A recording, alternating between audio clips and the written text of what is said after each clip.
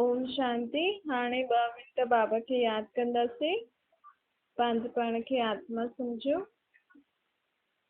मां आत्मा निराकार परमात्मा जी संतान इन भ्रुकुटी जे विच में वेठी आहियां।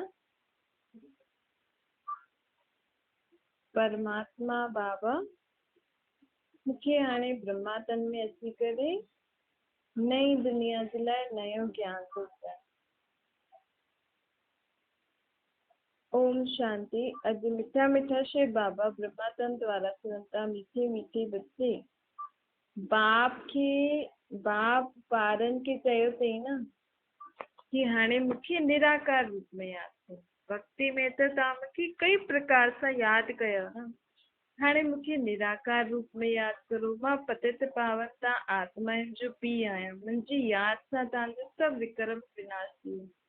ॿियो कोई उपाय न आहे। दुनिया में ढेर जा ढेर माण्हू अनेक तरीक़े जा उपाय ॾींदा आहिनि दुखनि सां दूर थियण जा, लेकिन बाबा चए थो कोई बि कहिड़ो बि उपाय ॾे, लेकिन इहो ई हिकु उपाय आहे कि पंहिंजे पाण खे आत्मा सम्झो, मूंखे निराकार रूप में यादि कयो। इन सां ई तव्हांजा जन्म जन्मांतर जा पाप ख़तम थी वेंदा। हाणे बाबा चए थो कि ॾिसो राजयोग जी शिक्षा तव्हांखे मां ॾियां थो न। इहो ई योग अर्थात पंहिंजे पाण खे आत्मा सम्झी करे बाप खे यादि करणु, इन ई योग सां पंहिंजे जन्म जन्मांतर जा पाप ख़तम थी वेंदा। इहो ई सचो योग आहे। परमात्मा खे निराकार रूप में यादि करणु, पंहिंजे पाण खे आत्मा सम्झी करे। बाबा चए थो तव्हांखे कॾहिं बि आपस में लूण पाणी न थियणो आहे। आपस में ॾाढो प्रेम सां हलियो, खिटपिट में न हलियो। खिटखिट थींदी त पोइ बाप जी यादि कीअं रहंदी। हिन करे जेतिरो थी सघे सभिनि सां हिक ॿिए सां मिली जुली करे रहो, ताकि कोई खिटपिट न थिए ऐं बाबा जी बि यादि रहे। हाणे तव्हांखे सभु अवगुणनि सां मुक्त थियणो आहे न। श्री गुणनि जो सागर बाप जा ॿार असां ठहिया आहियूं त असां में हाणे कोई बि प्रकार जो अवगुण न हुजणु खपे। सभु अवगुणनि खे हाणे कढणो आहे। बाबा चए थो ॾिसो तव्हांखे केतिरी सहज रीति घर वेठे बाबा राय थो ॾे न। दुनिया में त माण्हू केतिरा परे परे भॻवान खे ढूंढण वेंदा आहिनि, अनेक प्रकार जी भक्ति कंदा आहिनि पंहिंजे पापनि सां मुक्त थियण लाइ, लेकिन हिते स्वयं भॻवान असांखे चए थो कि तव्हां सिर्फ़ु निराकार रूप में मूंखे यादि करो त तव्हां जन्म जन्मांतर जे पापनि सां मुक्त थी वेंदा। तव्हां भगवान खे परे परे न ढूंढो, ख़ुदि खे आत्मा सम्झो, मूंखे निराकार रूप में यादि करो। बाबा चए थो कि हीअ जेकी मां तव्हांखे ॻाल्हि ॿुधायां थो, इहे सभिनि खे ॿुधायो कि परमात्मा जेको ज्ञान जो सागर पतित पावन आहे, सर्व जो सदगति दाता आहे, उहो हाणे हिन सृष्टि ते अची करे असांखे ज्ञान थो ॾे। हाणे नई दुनिया जे लाइ नयो ज्ञान परमात्मा ब्रह्मा जे मुख द्वारा ॾे थो न। चए थो कि हाणे दुनिया त परिवर्तन थियण ई वारी आहे न। कलयुग खां पोइ त सतयुग ईंदो ई सही। त सतयुग जे लाइ तव्हांखे वरसो मूंखे हाणे ई ॾियणो। इहो ई हिकु समय हूंदो आहे जॾहिं मां तव्हां सभिनि खे ज्ञान ॾींदो आहे, तव्हां सभिनि खे दुखनि सां लिबरेट कंदो आहे, छुड़ाईंदो आहे। पोइ गाइड ठही करे तव्हांखे पंहिंजे घर वठी हलंदो आहे। ॿियो कहिड़े बि युग में भॻवान हेठि न ईंदो आहे कंहिंखे मथे वठी वञण लाइ। माण्हू चवंदा आहिनि भॻवान वठी वियो हुनखे मथे, कोई बि आत्मा मथे न वेंदी आहे। मां कंहिंखे बि कहिड़े युग में वठण न ईंदो आहे। आत्मायूं आपे ई हिकु शरीर छॾियो आहिनि, आपे ई ॿियो शरीर वठंदियूं आहिनि। इहे त खेल आहे न। आत्मा जो हिकु जगह पार्ट थी वियो त ॿियो कपिड़ो वठी करे, शरीर रूपी कपिड़ो वठी करे पार्ट वॼाईंदी आहे। बाक़ी भॻवान थोरी चईंदो अथसि कि हाणे तुंहिंजो पार्ट पूरो थी वई, तूं हल मथे हल या पोइ ॿिए शरीर में हल। न, इहे त तव्हां पंहिंजे पाण में ई खेल खेलंदा रहंदा। हाणे हिन ई समय मां मथां खां हेठि लहींदो आहे, ब्रह्मा जे तन में अचंदो ईंदो आहे, तव्हांखे ज्ञान ॾींदो आहे, तव्हांखे सम्झ ॾींदो आहे, तव्हां सभिनि खे दुखनि सां लिबरेट कंदो आहे न। पोइ तव्हां जॾहिं सभई लिबरेट थी वेंदा आहियो त तव्हांखे सभिनि खे मां गाइड ठही करे मथे वठी वेंदो। ॾिसो भॻवान केॾो वॾो गाइड आहे। दुनिया में त माण्हू थोरा थोरा ॼणनि खे गाइड ठही करे तीर्थ यात्रा कराइनि, लेकिन भॻवान बाबा विश्व जी सर्व आत्माउनि खे गाइड ठाहे करे विश्व जी सर्व आत्माउनि जो गाइड आहे। उहो गाइड ठही करे सभिनि खे मथे हिकु साथ ई वठी वेंदो आहे परम धाम। ईअं न हिक हिक खे वठी वञे, हिक हिक धर्म वारनि खे न, सभिनि खे इकठो ई हिकु मधुमक्खी जे झुंड मुआफ़िक मथे वठी वेंदो आहे। पोइ हुते सभी आत्मायूं विश्राम कंदियूं आहिनि शांति धाम। 2 युग ताईं असां बि आत्मायूं विश्राम कंदासीं। जेकी जेकी आत्मायूं पूरो 2 युग ताईं बाक़ी धर्म वारी आत्मायूं बाप सां गॾु मथे विश्राम कंदियूं। लेकिन असां जेका देवी देवता धर्म वारा आहियूं उहो मथे विश्राम न कंदा आहिनि। पोइ उहे हेठि ईंदा आहिनि पाठ वॼाइण, उहो सुख शांति वारो जीवन जींदा आहिनि। सुख शांति वारो जीवन बि त हिकु तरीक़े सां विश्राम ई थी वियो न। जिते सदा सुखी सुखी हुजे, ख़ुशी ख़ुशी हुजे त उते थकावट थींदी ई न आहे। त जेकी आत्माउनि खे सतयुग में खेल न खेॾणो आहे, सुखनि जी दुनिया में मुक्ति धाम में वेहणो आहे, उहे सभु मुक्ति धाम में वेठी वञियूं आहिनि। ऐं जेके हिते दुनिया में सोने जी दुनिया में पाठ वॼाइणो उहो हिन सृष्टि ते ईंदियूं आहिनि पाठ वॼाइण। बाक़ी सभु मथे विश्राम कंदा आहिनि शांति में। ऐं असां सुख शांति वारो जीवन हिते जींदा आहियूं। 2 युग ताईं हिते दुनिया में कोई प्रकार जी खिटखिट न हूंदी। सभु हिक ॿिए सां मिली जुली करे प्रेम सां रहंदा, शांति सां रहंदा। बाबा चए थो ॿारनि खे त ॾाढो ख़ुशि थियणो खपे कि हाणे परमात्मा असांजे लाइ एतिरी सुठी दुनिया ठाहिण आयो आहे। लेकिन कंहिंखे ख़ुशी थींदी जेको यथार्थ रीति ॼाणंदो, पहचानंदो। अगरि बाप खे बाप बंदो ई न, बाबा जी चए ते हलंदो ई न, बाबा जी ॻाल्हियुनि खे सम्झंदो ई न, त भले केतिरो बि ॿुधंदो रहे, लेकिन हुनखे उहो ख़ुशी न मिलंदी न। लेकिन ख़ुशी कॾहिं मिलंदी आहे जॾहिं हिनखे सम्झंदासीं असां। जॾहिं हुन जेकी बाबा असांजे लाइ नई चीज़ खणी आयो आहे,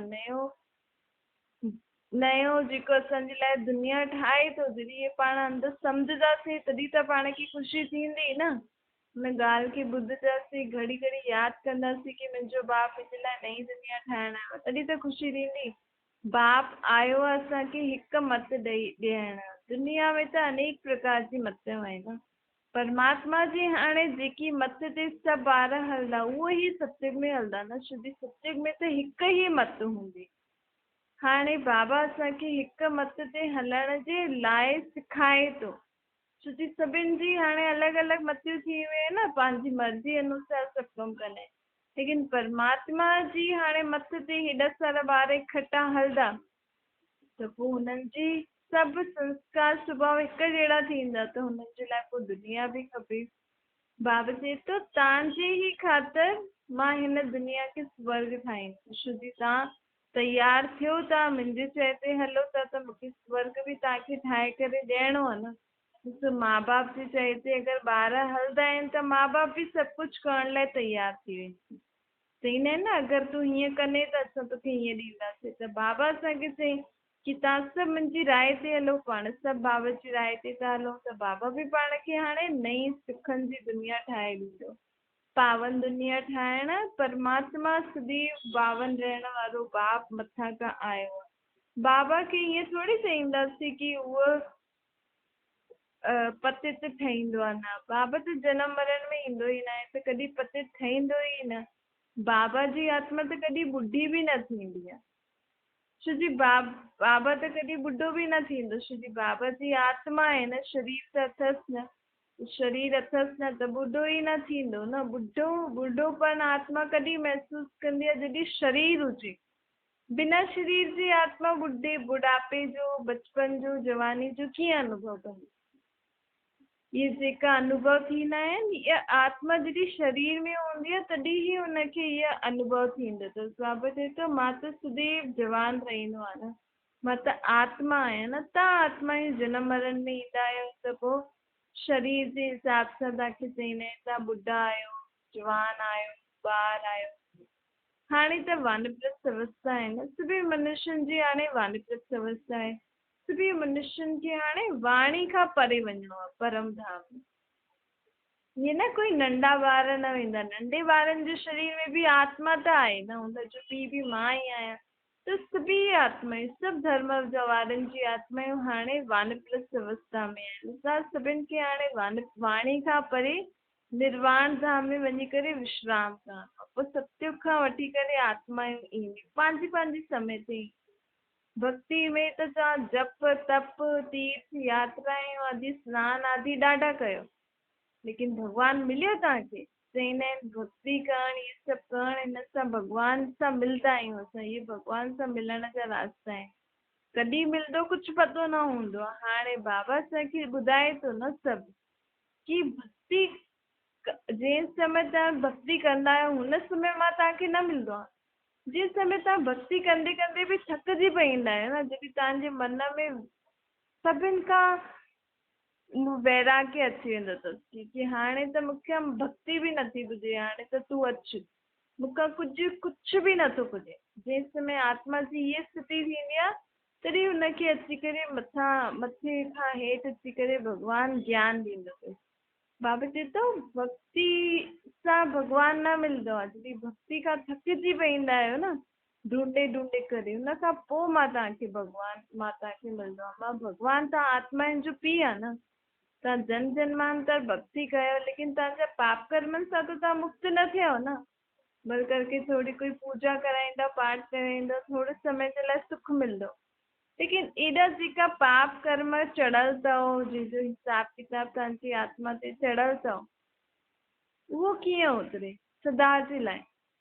सदा जो बि त कोई उपाय हूंदो न। जॾहिं सत्युग में भक्ति हूंदी ई न त असां मतिलबु उते सुखी हूंदासीं न, त उहो सुख कीअं वठी सघंदासीं? असांजे मथां त पापनि जो ॾाढो बोझो आहे। त बाबा चए थो हाणे ई मूंखे यादि करे पंहिंजी आत्मा जे बोझनि सां मुक्त थी वञो, जेको बि बोझ चढ़ियल आहिनि उन्हनि सां मुक्त थी वञो, पोइ सत्युग में तव्हांजी आत्मा हिकदमि निर्विकारी हूंदी, हुन में कोई बि विकार बि न हूंदो, कोई पापनि जो बोझ बि न हूंदो। आत्मा जो स्वभाव संस्कार बि सुठा हूंदा, छो जी हाणे मूंखां वरितो वठो था न, हाणे तव्हां पंहिंजे पापनि सां मुक्त थियो था, त सत्युग में त असांजी आत्मा पावन ई हूंदी, स्वभाव संस्कार सुठा हूंदा, निर्विकारी हूंदी, त असां सदा ई ख़ुशि रहंदासीं। पोइ असांखे भक्ति आदि करण जी बि दरकार न। पुराणी दुनिया खे नयो ठाहिण लाइ भॻवान खे सृष्टि ते अचिणो ई पवंदो आहे। रचयिता बाप आहे न। ॾिसो दुनिया में अनेक प्रकार जा चित्र ठाहींदा आहिनि, लेकिन देवी देवताउनि जा अलॻि अलॻि चित्र ठाहिनि था। त्रिमूर्ति ब्रह्मा विष्णु शंकर खे इकठो करे रखियो अथनि। ब्रह्मा जी नाभि सां पोइ विष्णु निकितो, अर्थ कुझु बि न ॼाणंदा आहिनि। ब्रह्मा विष्णु शंकर केरु हुया? त चईंदा आहिनि न ब्रह्मा विष्णु शंकर देवता आहिनि, शिव परमात्मा आहिनि। मतिलबु परमात्मा ई ब्रह्मा विष्णु शंकर का कार्य कराईंदो आहे न। हाणे कराए थो न, ब्रह्मा द्वारा नई दुनिया जी स्थापना, शंकर जी तपस्या द्वारा पुराणी दुनिया जो विनाश थींदो। कल जॾहिं सत्युग हूंदो त विष्णु अर्थात लक्ष्मी नारायण हुन दुनिया जा पालनहार थींदा, लेकिन विष्णु खे बि शक्ति ॾियण वारो केरु? लक्ष्मी नारायण खे बि उहो गद्दी ते विहारण वारो केरु? ये त कंहिंखे बि न पतो आहे न। एॾी सारी दुनिया में माण्हू आहिनि, एॾी सुठी सुठियूं आत्मायूं आहिनि, एॾी सुठे सुठे रीति सां भॻवान खे यादि करण वारी आत्मायूं आहिनि, त हुननि खे छो न विहारियईं भॻवान गद्दी ते? लक्ष्मी नारायण जी आत्मा खे छो विहारियईं? ज़रूरु हुननि जी आत्मा पिछले जन्म में सुठा कर्म कया हूंदा। जीअं हाणे कोई राजा जे घर में जन्म थो वठे, कोई वॾो गुरू आहे, कोई सन्यासी आहे, कोई वॾी पोस्ट ते माण्हू आहिनि, कोई सुठो कर्म था करनि, त उहे ई आत्मा छो थियूं करनि? तव्हां छो नथा करो? त ज़रूरु उन्हनि आत्मा पंहिंजे पिछले जन्मनि में सुठा कर्म कया अथनि न। हाणे बाबा चए थो मां तव्हांखे उहे ई सुठा कर्म करणु सेखारणु आयो आहियां, तव्हांजी भाग्य ठाहिणु आयो आहियां। जेतिरो हाणे मूंखां तव्हां वर्त वठणु चाहियो था न, वठो। पोइ तव्हां हुन भाग्य अनुसार, हुन वर्त जे अनुसार तव्हां पंहिंजो जीवन जीओ। हाणे भॻवानु आत्माउनि खे भाग्य बाटण आयो आहे, जंहिंखे जेको खपे उहो वठे। सत्युग में जेको बि पद खपे न, उहो हाणे वठी सघंदो आहे। बाबा चए थो तव्हां त सत्युनि जो सुख ॾिसणा अथव न तव्हांखे, बाक़ी सभु आत्मायूं त शांति धाम में हली वेंदियूं, तव्हां त सत्युग जो सुख ॾिसंदव। छो जी तव्हां ई त देवी देवताउनि खे यादि कंदा आहियो न, त उनजी दुनिया जो सुख बि ॾिसो। केॾे समय खां तव्हां देवी देवताउनि खे यादि करो था, त बरोबर तव्हां हुनजी दुनिया में हूंदा हुयव तॾहिं त हुननि खे यादि करो था। हाणे बाबा असांजे लाइ असांखे हुन ई दुनिया जो वरिसो ॾियणु आयो आहे, नई दुनिया असांजे लाइ ठाहिणु आहे। हुन खां पहिरियों आत्माउनि खे पावन बि त ठहिणो आहे, आत्माउनि खे पंहिंजो स्वभाव संस्कार बि चेंज करणा आहिनि। बाबा आत्माउनि खे जगाइण आयो आहे, चए थो हे जीव जी आत्मा आहे, हाणे जगो। तव्हां नर्कवासी थी आहियो आहे न, हाणे मां तव्हांखे स्वर्गवासी ठाहिणु आहियां, स्वर्ग जो वरिसो मूंखां वठो। ये ड्रामो जो चक्कर हाणे ख़तम थी वियो, हाणे नई दुनिया अचण वारी आहे, पुराणी दुनिया ख़तम थियण वारी। बाबा ये थोड़ी था चए था पंहिंजो सभु कुझु छॾो, बाबा चए थो बुद्धि सां बुझो, सभिनि सां मोह कढी हिकु मूंसां मोह रखो, मुंहिंजी राय ते सभु कमु करो। मां तव्हांजी आत्माउनि जो बाप आहियां न। परमात्मा आत्माउनि खे चए थो न कि तव्हां ही एॾे समय खां दुखी थी आहियो, तव्हां ही मूंखे सॾु पिया करो। कंहिंसां बि कहिड़ी ॻाल्हि सां नफ़रत न करणो खपे, इहे सम्झणो आहे कि ड्रामानुसार सभु पंहिंजो पंहिंजो पार्ट बजाइनि था। हाणे बाप चए थो ॿार इहे सत्य त्रेता द्वापर कलयुग जो चक्कर पूरो थी वियो, हाणे वरी खां नयो चक्कर शुरू थियण वारो आहे। त नए चक्कर सत्युग खां तव्हांखे कहिड़ो कहिड़ो पार्ट कीअं कीअं वॼाइणो अथव हुनजो हाणे वरिसो वठो। ईश्वर बाप असांखे मत ॾियण आयो आहे कि हाणे 5 विकारनि खे छॾो।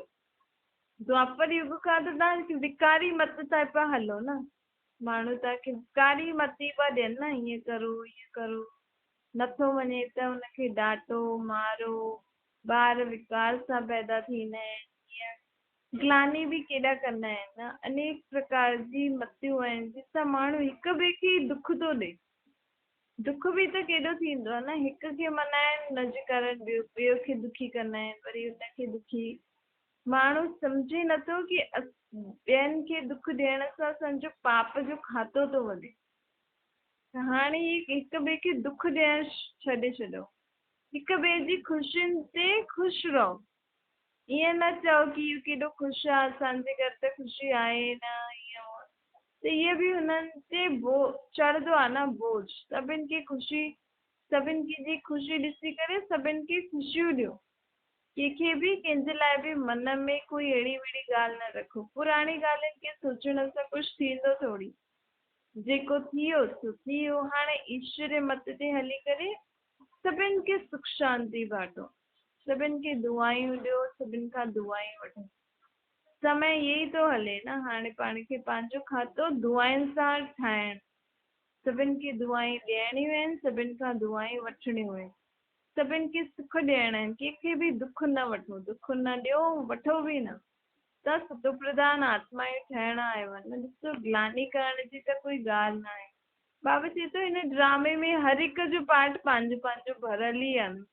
हिन में पाण छो हिक ॿिए जी ग्लानी करो कि फलानो ईअं थो करे, फलानो ईअं थो करे। अरे हुनजो अहिड़ो ई पार्ट अथसि त वॼाए थो, तव्हां पंहिंजी रीति सुठो पार्ट वॼायो। बाबा चए थो हीउ चक्कर त फिरंदो ई रहंदो आहे, हर 5,000 साल में ईअं ई चक्कर रिपीट थींदो आहे। ये अहिड़ो ड्रामो आहे जो कॾहिं बंदि ई न थींदो, सदा कैसेट हलंदी रहंदी आहे, आत्माऊं सदा पार्ट वॼाईंदी रहंदियूं आहिनि, कोई न कोई आत्मा त वॼाईंदी रहंदी आहे न, बस बाक़ी आत्माऊं धर्म जे मथे वेंदियूं, लेकिन हेठि बि त हूंदियूं न ॿिया धर्मनि जी आत्माऊं, हूंदियूं सिर्फ़ु आदि सनातन देवी देवता धर्म जी आत्माऊं हेठि।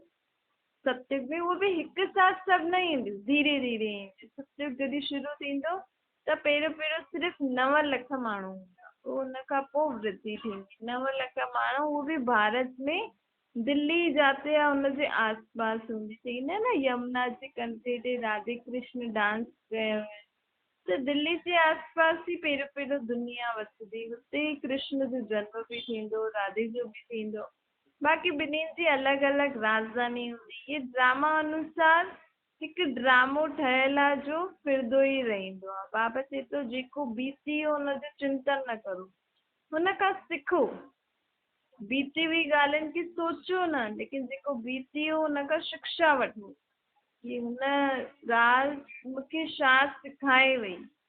ख़ुदि जो बि कल्याण करो, ॿियनि जो बि कल्याण करो। बाप चए थो ज्ञान त ॾाढो सहज आहे, लेकिन हिन खे बुद्धि में धारण करण लाइ थोरो हिनखे बारे में सोचणो पवंदो, मनन चिंतन करणो पवंदो।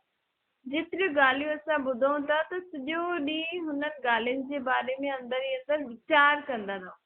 असां सुठी ॻाल्हियुनि जे लाइ वीचार कंदासीं त बुरियूं ॻाल्हियूं फालतू ॻाल्हियूं आपे ई ख़तमु थी वेंदियूं न।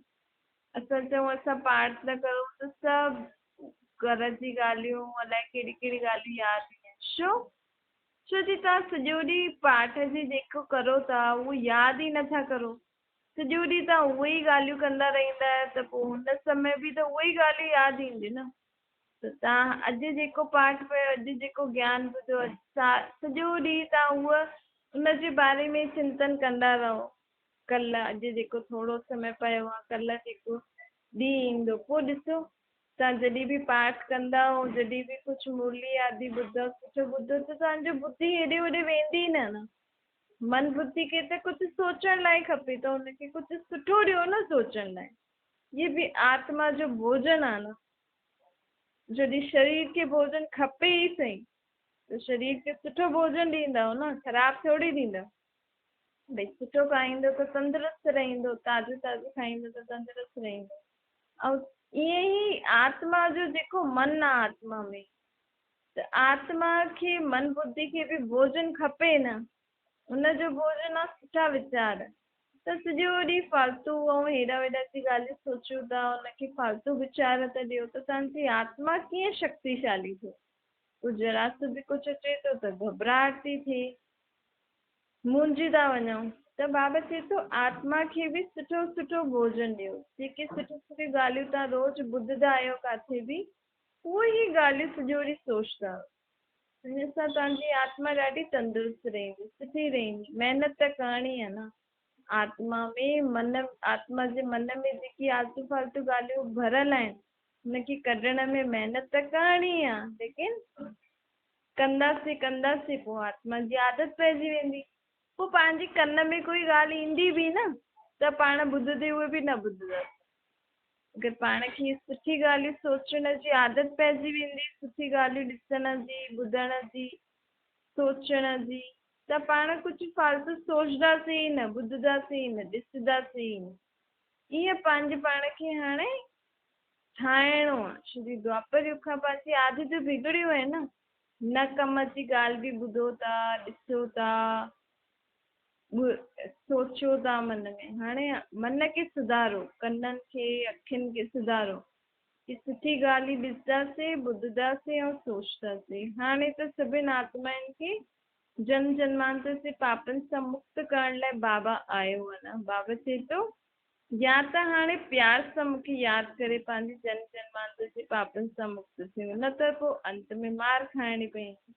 बाबा त प्यार जो सागर आहे न। बाबा चए थो मुंहिंजा ॿार बि प्यार सां ई सुधरी वञनि त सुठो आहे, न त पोइ अंत में मार खाइण पवंदी न। अंत में पाण खे सभु नज़र ईंदो आहे कि असां हिन समय हिन आत्मा सां इहो कर्म कयो। त पोइ हुन समय त ॾाढी दुख थींदो न। हिन करे बाबा चए थो हाणे खां ई बाबा खे यादि करो ऐं पंहिंजे पाप कर्मनि सां मुक्त थियो ऐं पंहिंजी आदतुनि खे सुधारंदा। कंहिंजे मथां बि असांजी बुरी नज़र न वञणी खपे, विकारी दृष्टि न वञणी खपे, कर्मेंद्रिय सां कोई बुरो कर्म न थिए।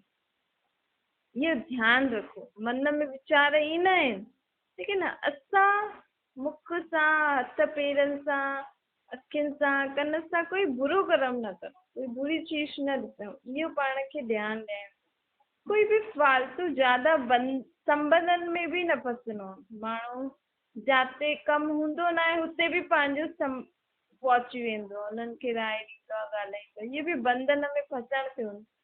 त बाबा चए थो हाणे शांति सां कमायो, घर जो कमु करो, जेको बि करो था, न ज्यादा जी हबत बि न हुजे कि मां हाणे एॾो कमायां, न ज्यादा ग़रीबी बि न हुजे। साधारण रीति जीवन हलो, बाबा खे यादि कंदा रहो। छोकी हाणे बाबा स्वर्ग जो वरसो बि ॾियणु आयो आहे। ज्यादा कमाई में फंसदव त पोइ बाबा खे यादि कीअं कंदव, पढ़ाई कीअं कंदव।